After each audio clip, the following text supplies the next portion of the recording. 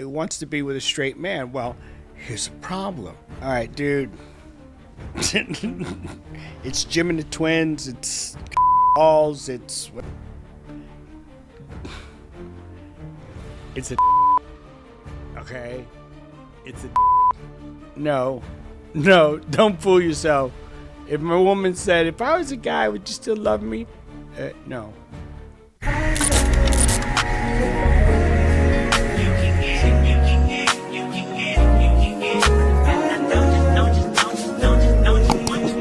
Every second, every minute, man, I swear to. Hi, everybody. Asa Guy from Drinking Gourd. Thanks for tuning in. Hey, I just want to say thanks for coming back to the channel.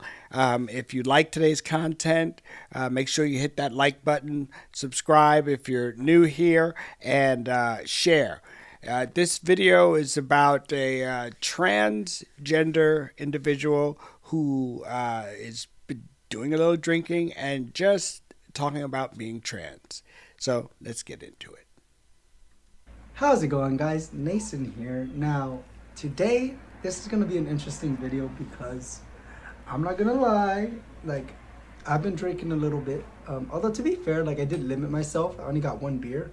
But I needed it today because, girl, I'm going through it.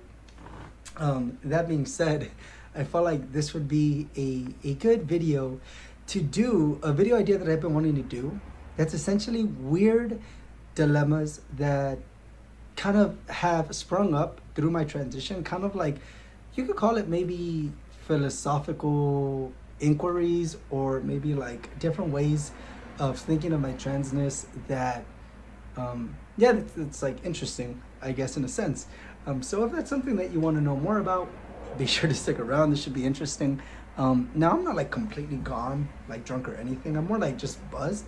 But maybe it'll give me more interesting responses, or maybe I'll just be a babbling idiot. As usual. Well, as we know, alcohol lowers inhibitions, and they say, you really hear the truth out of people when they've been drinking. So, yeah, let's see if we get an honest opinion about being trans. There is going to be a lot of noise. We know that, but it is what it is. Okay, so a weird dilemma that has came into my mind, especially now that I am looking for a boyfriend and I really want to get into dating. And some of these dilemmas, obviously, they're not silly. Like, this is not necessarily a funny video or things of that sort. It's more of like actual concerns that have kind of spawned in my mind. And one of them is this idea of like, if I were to get into a relationship with a guy who is like cis, right? And he's into women, right? And he sees some part of femininity in me that makes him attracted to me. If I were to ever, be forcefully detransition, whether it's Oh, okay. First of all, there's no such thing as being forcefully detransitioned. No one's going to be forcefully detransitioned. They're talking about preventing children, people under the age of 18, from getting irreversible and damaging surgery. This is just makes sense, and the idea that we can try and twist that. This person seems like they're over the age of 18, which means they can do whatever they want. They can believe whatever they want. They can act however they want. They can do whatever they want, and no one can make them do anything otherwise. Okay? And then he mentioned about wanting to be with a cis man. Well, a cis man would be a straight man, and that's what it did. It was like, it wants to be with a straight man. Well, here's the problem. He's straight. What you really mean is you'd like to be with a gay man who likes to be with a gay man that likes to look like a woman. Okay? Because if you go to a cis man who likes to have sex with a woman and you're not fully a woman, then all he is a gay man wanting to have gay sex with a gay man who likes to look like a woman. I don't see it any other way. Do you? I mean, leave your comments, of course. I know you're going to leave your comments. But do you see it any different than that? I don't. I can't afford it, whether it's the government steps in. Sometimes it does worry me of the idea of like, well, was my love ever real? If essentially like, if I'm forced to detransition and they aren't attracted to male secondary characteristics, sometimes it is that. All right, dude. It's Jim and the Twins. It's cock and balls. It's whatever you want to call it. It's not secondary. It is essential. Okay? It is essential to being a man. All right? There's a reason why back in the day when slaves were castrated, not American slaves, but back in the biblical times, eunuchs were created, and they had very effeminate ways after they were castrated. So it has everything to do with being male. It's not a secondary part, secondary issues. He tries to make it out that, well, a cis male, which is what I would be considered a straight male, okay, a cis male is attracted to me, my femininity. No, he's tricked by your outward appearance until he finds out you got a dick, and then it's all bets are off. Why? Because he's not a gay man. He's a straight man. And you want to get mad at him because, well, you fell in love with my femininity. No. He got tricked. Okay? Because, you have a soft face. You can pass for a woman, but not in any real sense. And you have to accept that. That has to be accepted. It's too much of a mind-blowing event that we need to be forced. So you're trying to force us into going along with your delusion, and that's not loving. I always say, like those singers on American Idol who go up there and get trashed, and their family is there with them, and they're all in the background going, yeah, she's wonderful, they're wonderful, yeah. And then they go up there and they sing like crap and get their hearts ripped out and stomped on the stage in front of a live audience, and they come back crying, and the family members are like, oh, yeah, you were wonderful. They don't know what they're talking about. You see, I always say, those people, none of those people love that person. All right? No one loved them enough to say, you know what, you suck, don't do that, don't go out there, you're going to get your heart broken. Okay? I love you, but singing ain't your thing. Nobody, not one of those family members actually loved them enough to say, hey, no, don't do it. Don't do it to yourself. Okay? I'm telling people, show real love. Show actual love. Love is not, I don't want to offend you. No. Love is, hey, I'm going to offend you, but you got to hear the truth. That question of, was it ever real love, and was it ever worth putting so much time and emotional investment into a relationship that was founded on kind of that need of you need to be on medication so that you have the secondary characteristics of the opposite gender that a boyfriend would be attracted to. That's one thing that does worry me. For me, I know that sometimes I'm like, I'd rather have a boyfriend that's pansexual, because for me, it's like, one, I want them to accept my trans body for what it is. But two, it's almost that idea of like, if you're completely cis, and the world being so unpredictable, I mean, by my own conscious choice, I would never detransition. But if it was forced on me, how would that affect your own perception of me? Now, on a silver lining, which is not so silver lining, but I do have an aunt that's also trans, but unfortunately, because of medical concerns, she's not on HRT anymore, but her boyfriend's still. So has an aunt that's also trans. See, the trans population used to be very small, infinitesimal. I mean, the gay population, the LGBT population was around 2-3% of the population, and then out of that group, you even have less trans people. Now, I don't like to lump those together. I really believe the LGB is very separate and different from the TQ plus whatever. Okay? And that they really should separate themselves and start just being honest and say, you know what? I'm lesbian, I'm gay, I'm bisexual, which bisexual is just greedy. But, you know, but this whole I have to be the other sex because I don't feel like my sex. And notice there's never like a third sex you can, transition to. You're either a trans man or you're a trans woman. Ooh, what else trans can you be? But I'll get to that. So the delusion that we're being forced to go along with. I lost my train of thought. I don't want to back up, so let's just keep going.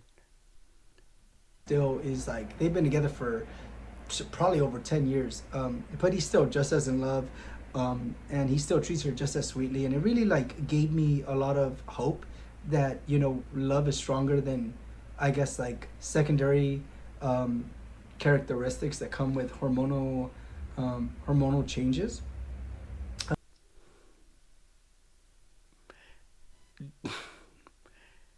It's a dick.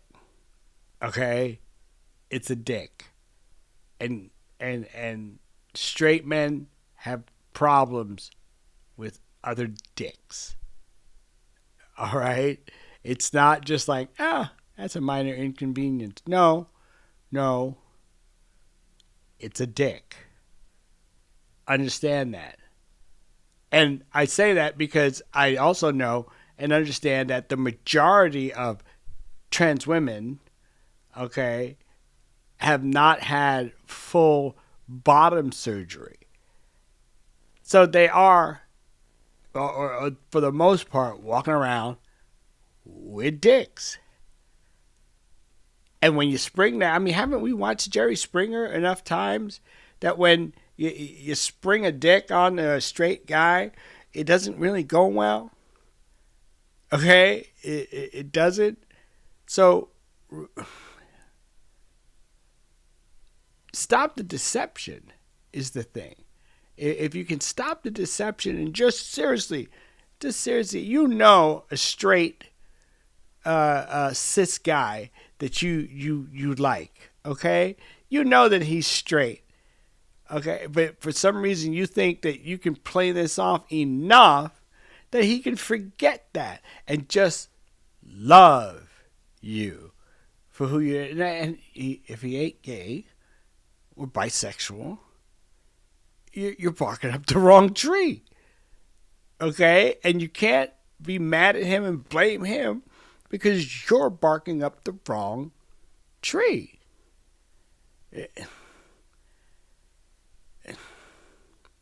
But to me, that is something that kind of worries me. It's a weird dilemma that no cisgender person would ever have to. Like, I think sometimes couples do say, if I was a guy, would you still like me? And, for the cisgendered boyfriend, it's so easy for him to say, of course, I'd love you no matter what. But I feel like with us trans girls. No, don't fool yourself. If my woman said, if I was a guy, would you still love me? No. No. Because even though your personality would be great and everything, it's the cock and balls thing. All right? Ain't down with that. Your personality is never that sparkling. Okay? Don't fool yourself. Stop trying to fool yourself. least like that is an actual legitimate question, because this life is so unpredictable with politics, with you know stupid people trying to control our bodies, that that is a potential outcome. um, yeah, it's a weird dilemma that's been on my mind. No one is trying to control your bodies. We're trying to stop your movement from mutilating children. Children. Children. Say it with me. Children. See, I have a theory about this. Okay, I have a theory that the reason why they're going after the children is because they can't have any of their own. Because if you're a trans woman, you're never getting pregnant. All right, and or you can go to a trans man. You still have to use those biological parts that you were given in order for one of you to get pregnant and to procreate. But being that trans women are not actually straight women, they're gay men. That means they would have to, as a gay man, have heterosexual sex, even if it's a trans man, in order to reproduce. So if that's the case, then, and that's not happening, they need to get children on their side somehow, from somewhere. And that means yours and mine. And that's where we drew the line. That's where we drew the line when we said, no, hands off. So no one is going after you. No one is going after your body. Your body is just fine. You do whatever you want. As I can see with the whole neck tattoo thing, of course, I'm from another generation, and I always feel like if you get a tattoo that you can't cover up, you're opting out of society altogether. Okay? It's just, face tattoos and all that other stuff. Dude, you're unless you're Mike Tyson and you could kick someone's ass, all right, then that's it. Other than that, no, it's not a bright idea. But we're getting dumber and dumber. Okay, number two. Will I ever experience a peace of mind with my gender identity, being that it's always going to be tied to a medical system and a political landscape? Obviously, like with Trump in office, we're all kind of worried. But I know that for me, I'm also like, if I ever do have to do DIY, one of the positives is being able to have that sense of DIY. Oh, do it yourself. Do it yourself what? Do yourself detransition? Is that possible? I mean, what do you do? In the comments, let me know. What the hell does that mean? agency of, if I could go through a gender affirming clinic, I'm happy to do it. And obviously, it's a safer route, so I'd love to do it.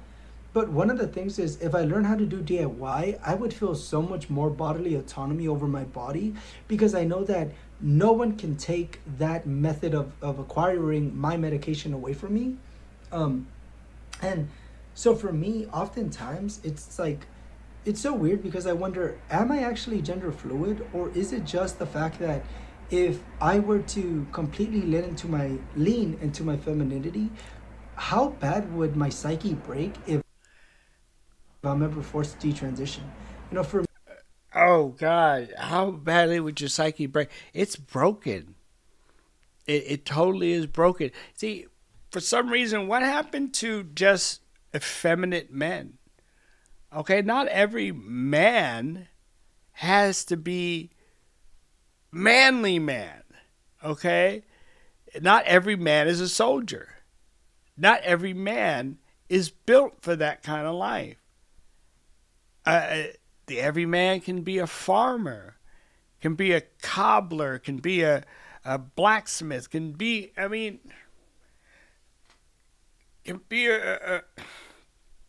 doctor. The average man does not have to be a beast. So what happened to that? It's still okay as far as I know. as far as I'm concerned, it's still okay to be a man and still be effeminate. You don't have to be. You can lean into that feminine side, but understand, just because you feel that way, it doesn't actually make you, and you can't actually make me accept that. Don't you understand that? Don't you get that? And your psyche's already broken, because if you can't figure out the very body that you're in, like if this confuses you, the body that you're in, what are you going to be able to have a grasp on for the rest of life? Okay, what do you think you really are going to get a hold of if you can't even deal with, you being on the inside of this thing? For me, I'm kind of I don't want to say a pessimist, but I'm always preparing for worst case scenarios. And sometimes it comes with the fault of I don't let myself be too happy for anything, whether I'm in a relationship, whether I found a good job, etc. Because I'm always like worried that I'm gonna lose it, and it's not just like paranoia. There's been a lot of things in my life that I have lost. Unfortunately for me, one of my themes is like I find things that give my life meaning, but as fast as I find those things, they tend to be temporary. And so for me, I always have that guard up of my gender expression. Also, it's like potentially being.